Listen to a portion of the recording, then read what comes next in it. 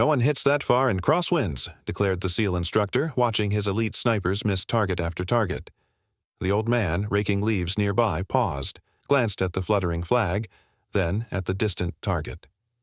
"Excuse me," he said quietly, "but the wind's coming from the northeast at about 15 knots. Mind if I show you something? From which city in the world are you watching this story today? If stories like this move you, consider subscribing to Hidden Heroes for more tales of quiet legends walking among us." The morning sun cast long shadows across the Naval Special Warfare Training Facility in Coronado, California. Arthur Blackwood pushed his maintenance cart along the perimeter of the shooting range, the same route he'd taken every Tuesday for the past 12 years. At 68, his weathered hands moved with methodical precision, checking irrigation lines, trimming hedges, collecting spent brass casings that the SEALs left scattered across the ground. To the young operators, he was furniture, background noise, just another civilian contractor keeping the base operational while real warriors trained for real missions. Lieutenant Jake Parker adjusted his scope for the third time, sweat beading despite the cool morning air. 800 yards downrange, a human silhouette target swayed slightly in the Pacific breeze. Around him, 5 other SEAL snipers lay prone, their Barrett M107 rifles trained on identical targets. "Wind's playing games today," muttered Petty Officer Rodriguez, squinting through his optics. "Gusting between 10 and 20 knots. Master Chief Instructor Williams paced behind them, his voice carrying the frustration of a man watching his best students struggle. "This is basic marksmanship, gentlemen. 800 yards should be a chip shot for operators of your caliber." Parker squeezed the trigger. The .50 caliber round cracked through the air, but the spotter's call confirmed what everyone could see through their scopes. Miss. Low and right. "Damn crosswinds," Parker spat, working the bolt to chamber another round. That's when they heard the voice. "Excuse me." The words were quiet, almost apologetic. 6 heads turned to see Arthur standing behind the firing line, his rake still in hand, work gloves dusty from the morning's labor.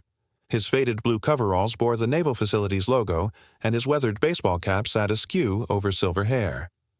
"But the wind's coming from the northeast at about 15 knots, he continued, his voice carrying a subtle authority that made the operators pause. "And at this elevation, with the marine layer, well, you might want to compensate about 3 minutes of angle left and 1 minute of angle up." The silence stretched for several heartbeats. Then Lieutenant Parker burst out laughing. "Did the gardener just try to teach us windage?" Rodriguez joined in. "What's next, Gramps? Gonna show us how to clear a room with a leaf blower?" Even Master Chief Williams cracked a smile. "Arthur, right? I appreciate the input, but these men are trained precision marksmen." Arthur nodded slowly, his gray eyes moving from the flag whipping in the breeze to the distant targets. "Of course, Master Chief. I used to do a little hunting back in the day." "Hunting?" Parker repeated, his voice dripping with condescension. "Let me guess, deer season with a 30-06? "Something like that," Arthur replied quietly. Master Chief Williams was about to dismiss the old groundskeeper when something in Arthur's demeanor gave him pause.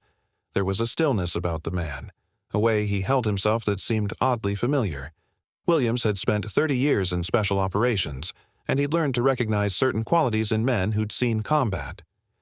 "Tell you what, Arthur," Williams said slowly, "why don't you show us what you learned hunting?"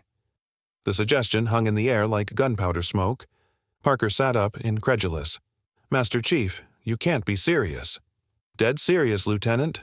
If Mr. Blackwood here thinks he can do better than Navy SEALs, let's see what he's got." Arthur hesitated. For 12 years he'd kept his head down, content to tend his gardens and live quietly in the shadows of his past. But watching these young warriors struggle with fundamentals that had once been second nature to him, old instincts stirred. "I wouldn't want to presume—" "No presumption," Williams interrupted. "Consider it a learning opportunity. For all of us." Arthur set down his rake and approached the firing line. His movements were deliberate, economical, no wasted motion. He knelt beside Parker's position, his weathered hands hovering over the Barrett M107. "May I?" Parker slid aside, still smirking. "Knock yourself out, old man. But when you throw your shoulder out, don't blame us." Arthur positioned himself behind the rifle with fluid precision. His body seemed to melt into the weapon, achieving that perfect union of man and machine that only comes from thousands of hours of practice. He didn't rush to the scope. Instead, he lay still for a long moment, reading the environment.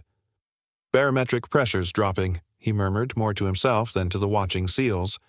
Wind steady at 15 knots, but see how the grass is bending?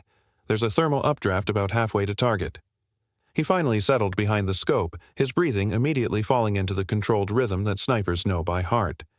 His finger found the trigger, but he didn't rush. He waited. 1 breath. 2. On the 3rd exhale, Arthur's finger moved with surgical precision. The Barrett roared, its muzzle blast kicking up dust and rattling equipment. Through their spotting scopes, 6 SEAL snipers watched the impossible happen. The target didn't just hit, it obliterated. The round struck dead center mass, tearing through the silhouette with devastating accuracy. The silence that followed was profound. "Beginner's luck," Parker whispered, but his voice lacked conviction. Arthur worked the bolt smoothly, chambering another round. This time he didn't pause to read the wind. The second shot came within 30 seconds of the first. Another perfect hit. The third shot came even faster, and the fourth. By the 5th round, the target was barely recognizable, shredded by precision that bordered on supernatural. Master Chief Williams lowered his binoculars, his expression unreadable. "Arthur," he said quietly, "what did you say you used to hunt?"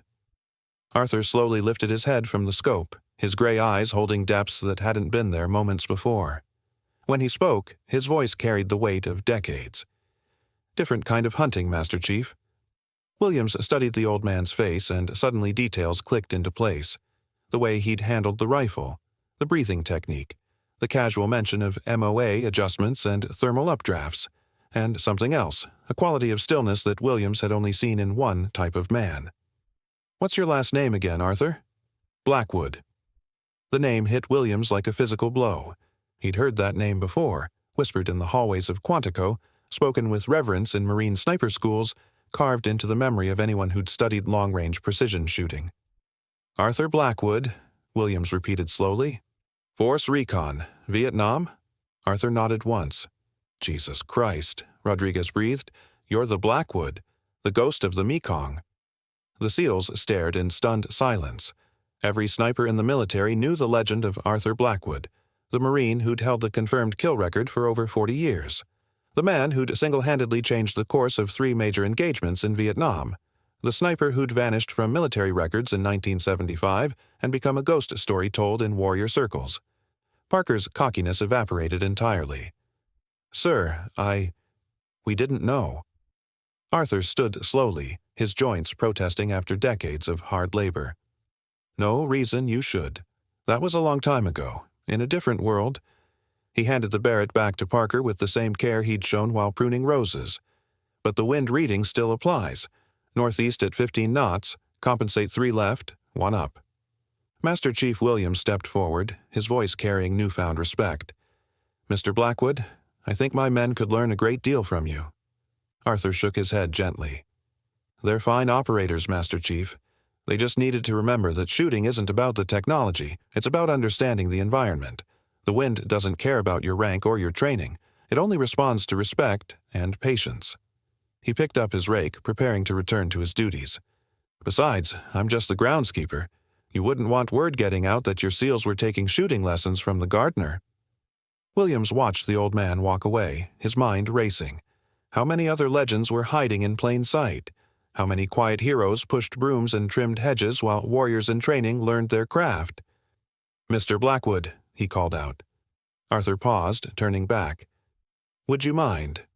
That is, if you had time, perhaps you could show my snipers a few more techniques from your hunting days?" Arthur considered the request, his eyes moving across the young faces that now looked at him with genuine respect rather than dismissive amusement. "I suppose I could spare an hour or 2 after I finish the irrigation system." For the next 3 months, Arthur Blackwood became an unofficial instructor at the Naval Special Warfare Training Facility. He taught skills that couldn't be found in any manual: how to read microclimates, how to calculate for humidity variations, how to become one with the environment rather than fighting against it. The young SEALs learned more than marksmanship. They learned humility. They learned that wisdom doesn't always come in the uniform you expect. And they learned to never, ever underestimate the quiet old man with weathered hands and knowing eyes. Lieutenant Parker, whose arrogance had started it all, became Arthur's most dedicated student. Under the old Marine's guidance, his shooting improved dramatically, but more importantly, his character began to match his skills. Arthur Blackwood had indeed been the ghost of the Mekong, a Marine Force recon sniper with 347 confirmed kills during his 3 tours in Vietnam. He'd earned the Medal of Honor for a mission that saved an entire company, though the details remained classified decades later. When the war ended, he'd done what many warriors do. He'd disappeared into civilian life, seeking peace in the simple work of his hands. For 12 years, he'd found that peace-tending gardens at the place where America's finest warriors trained. But on one Tuesday morning, watching young operators struggle with fundamentals he'd mastered half a century ago, the ghost had allowed himself to become visible once more. Sometimes the most extraordinary people are hiding in the most ordinary places. They're the janitors who know engineering, the gardeners who understand warfare, the quiet old men whose steady hands once changed the world. Have you ever met someone whose true story was far different from what you first believed? Tell us in the comments below. And if stories like Arthur Blackwood's remind you that heroes walk among us every day, subscribe to Hidden Heroes for more tales of quiet legends. Because the next time you see someone going quietly about their work, remember, you might be looking at history itself, disguised as an ordinary Tuesday morning. This story is a work of fiction created to honor the spirit of service, sacrifice, and the quiet heroes who walk among us. Any resemblance to actual persons or events is purely coincidental.